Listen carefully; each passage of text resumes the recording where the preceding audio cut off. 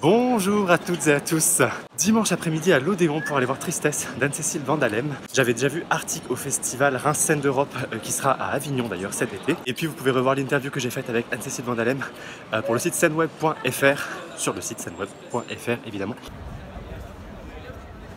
Elle tourne en bas le matin parce que maintenant je prends la voiture pour aller au boulot. Ouais.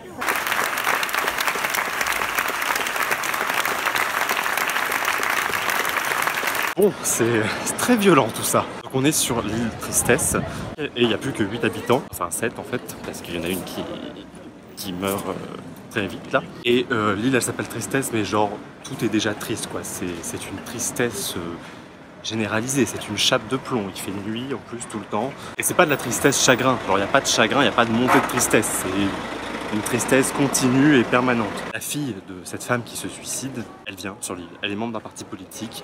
Et alors là, c'est corruption, magouille et tout le bordel. Et c'est hyper violent. Et ce qui est drôle, c'est que les habitants, ils utilisent des armes, ils font du tir.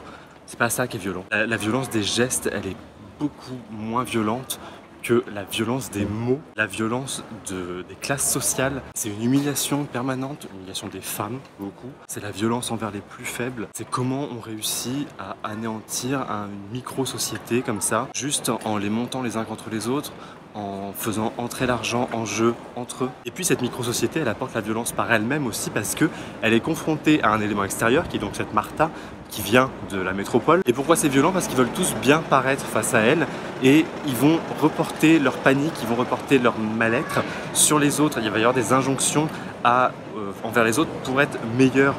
C'est le mec qui va engueuler sa femme parce que il a que des cacahuètes à présenter et il a honte. C'est l'autre qui va dire à sa fille de chanter parce qu'il faut chanter. C'est avoir préparé un discours.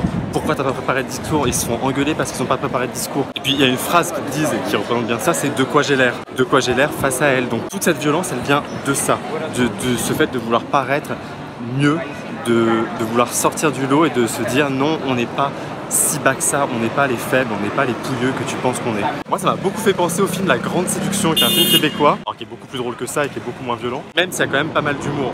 On n'est pas dépouillé de rire, mais c'est pas sans rire le truc. Après la disposition, la scénographie, ça m'a beaucoup fait penser à Frank Castorf, notamment celui qui était à la friche industrielle de Babcock, j'ai oublié le titre. Et ceci, tous les Castorf, il y a toujours des petites maisons comme ça avec des caméras qui s'enferment et où on n'a vraiment pas accès à la scène qui se joue parce qu'il y a des murs, il y a des rideaux, il y a des choses. C'est pas ouvert, c'est pas comme Festen par exemple où effectivement là tout est ouvert et on voit à la fois les images jouées et à la fois l'image filmée. Ici, quand on a accès à l'image filmée, on n'a pas du tout accès à l'image réelle, à l'image directe sur le plateau. Moi, j'ai trouvé que l'image était quand même super belle, il y avait un super rendu. Après, c'est vrai que c'est pas nouveau.